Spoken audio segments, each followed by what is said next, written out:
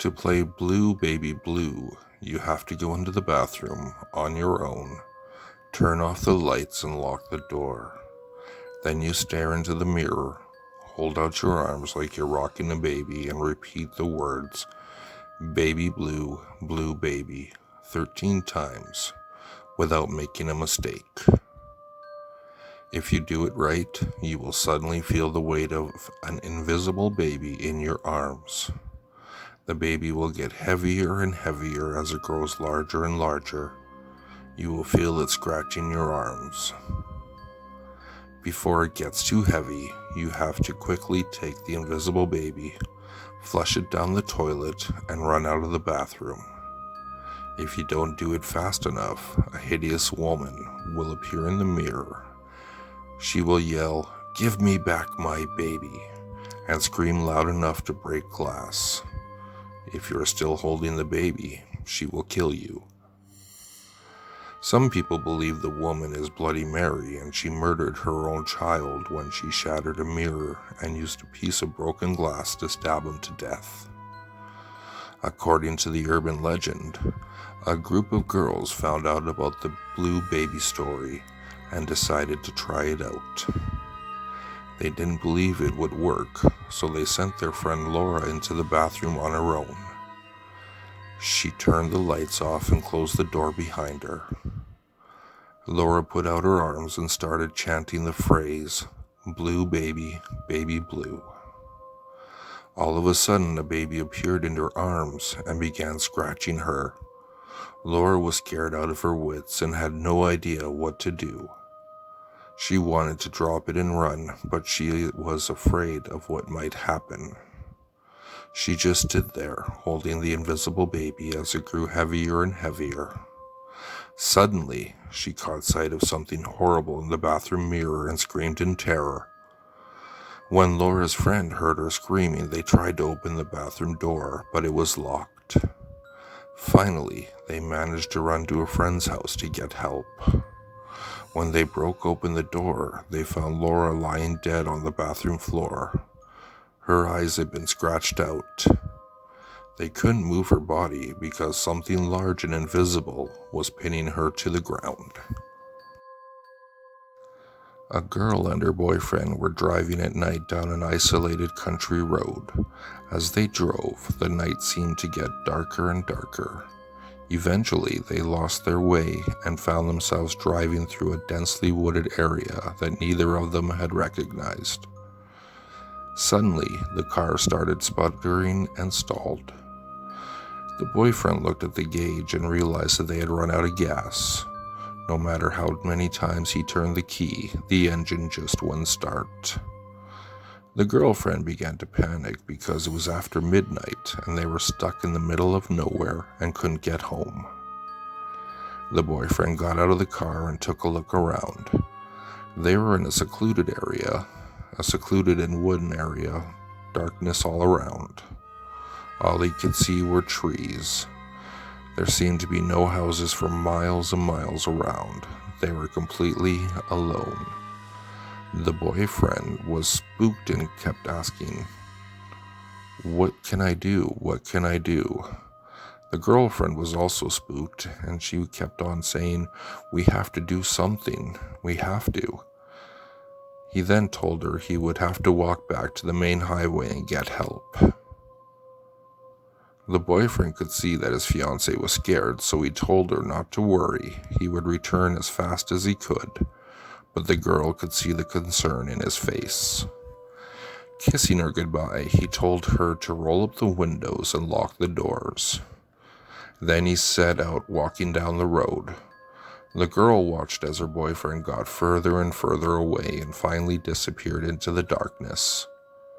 Hours passed and the girl sat shivering in the car, fearful of every shadow she saw and every noise she heard. She began to feel like her boyfriend was never coming back. Suddenly, she started hearing a loud tapping noise on the roof of the car. Tap, tap, tap, tap, tap, tap. She began to panic, but was too terrified to get out and investigate. She kept trying to peer out the windows, but it was too dark to see anything. Tap, tap, tap. The tapping noise seemed to go on and on. The girl was scared to death, but there was nothing she could do. Tap, tap, tap.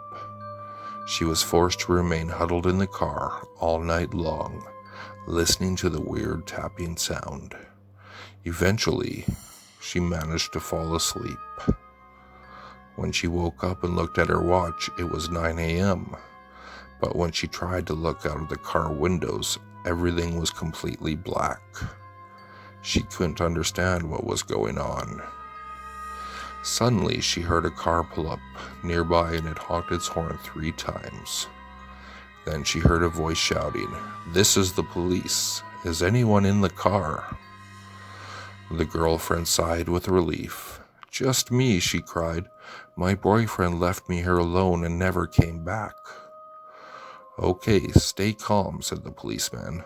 "Listen to me very carefully. Open the door, get out of the car, and walk towards me. Whatever you do, don't look behind you." The girl obeyed the policeman's orders. Even though her hands were shaking and her mind was racing, she opened the car door and stepped out.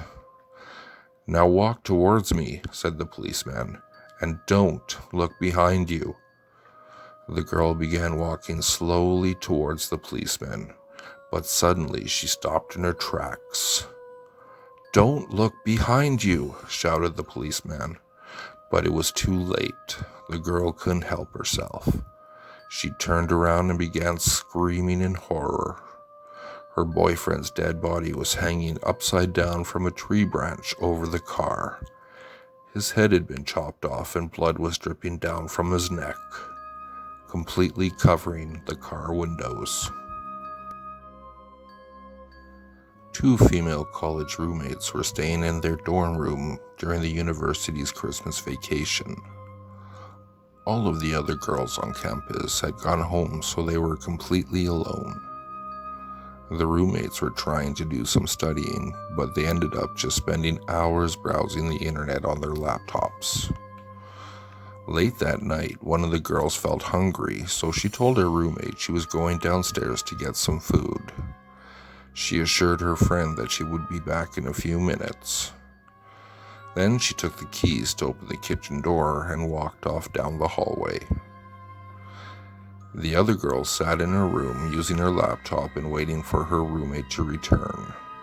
After a while, she began to feel sleepy, so she undressed and got into bed.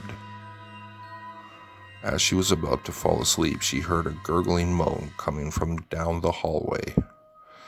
She froze, laying in bed, her heart pounding. The sound stopped, but it was replaced by a dragging noise. The girl was terrified. She couldn't lock the door because her roommate had taken the keys with her. All she could do was lie there shivering as the sound drew nearer and nearer. She listened, shaking with fear, as the dragging sound came closer and closer, stopping right outside her door. Then something began scratching at the door. Frightened beyond belief, the girl jumped out of bed and hid in the closet. The trembling girl was afraid to move a muscle. The scratching noise seemed to go on and on. Eventually, she managed to fall asleep, curled up in the closet. The next morning, the girl cautiously stepped out of the closet. The scratching sounds had stopped, but she was still too frightened to open the door. Looking out her window, she saw a mailman passing by and shouted for him for help. She heard the mailman's footsteps entering through the college dorm and coming up the stairs into the hallway. Suddenly, the footsteps stopped. "Is everything okay?" cried the girl. For a few seconds, there was just silence. "Yes, everything's okay," shouted the mailman. "Just stay in your room and I'll get the police." "What's wrong?" asked the girl. "Nothing," came the mailman's reply. "Just stay where you are. Don't come out." but the girl was already turning the handle and opening the door. As the door swung open, the girl saw the mailman standing there, his face pale and his eyes wide with fear. Then she looked down and screamed in horror at what she saw. Her roommate's dead body was sprawled out on the floor, lying in a pool of blood. There was a hatchet buried in her head, and her fingernails were worn down to bloody stumps from scratching on the door for help. There was a young girl who was in need of a job. She was able to find work as a babysitter for a couple who lived in a large, isolated old house. They were going out to see a movie that night and left the teenage babysitter in charge of their 3 young children. The babysitter put the children to bed when it got late and then went downstairs to watch some television. She was just getting comfortable when she heard the phone ringing. When she answered it, all she heard was heavy breathing, followed by a man's voice asking, "Have you checked the children?" Freaked out, she hung up the phone, trying to convince herself it was just someone playing a practical joke on her. She went back to watching television, but about 15 minutes later, the phone rang again. She picked up the receiver and heard hysterical laughter on the other end of the line. Then the same voice asked, "Why haven't you checked on the children?" The babysitter slammed down the phone. The poor girl was frightened out of her wits and immediately called the police. The operator at the police station told the babysitter that if the man called again, she should try to keep him talking. That would give the police time to trace the call. A few minutes later, the phone rang a third time, and when the babysitter answered it, she heard the heavy breathing again. The voice on the line said, "You should really check on the children." The babysitter listened to him laugh hysterically for a long time. She then hung up the phone, and almost immediately it rang again. This time it was the operator from the police station who yelled, "Get out of the house right now! The calls are coming from upstairs. They're coming from the upstairs phone. Get out of the house!" The babysitter dropped the phone in shock, and suddenly she heard heavy footsteps walking down the stairs. Without pausing for a second, she ran out of the house as fast as her legs would carry her.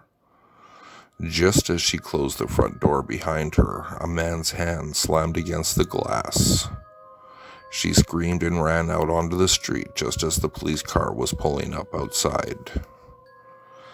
The police searched the house and found the 3 children upstairs. They were hiding in a closet, crying uncontrollably. In the parents' bedroom, they found a bloody axe laying on the floor next to the upstairs phone. The back window was wide open and the curtains were blowing in the breeze. There was no sign of the madman who had made the phone calls. He had escaped into the night when the police arrived and managed to interrupt his horrible plan to kill the 3 children and the poor babysitter. A boy and his friend were in on their way to a dance, driving down a lonely country road. They saw a young girl standing at the side of the road with her thumb out. The boys stopped to ask her if she'd like a ride. She asked them if they'd take her home, but they told her they were going to the dance.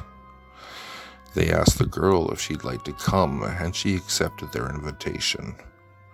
So they all got in the car and she sat in the back seat. It was a very cold night and she borrowed one of their overcoats. They danced all night, and when it got late, she asked them to take her home. So they drove to her house and stopped and let her out. Suddenly, one of the boys remembered he had forgotten to ask her for his overcoat.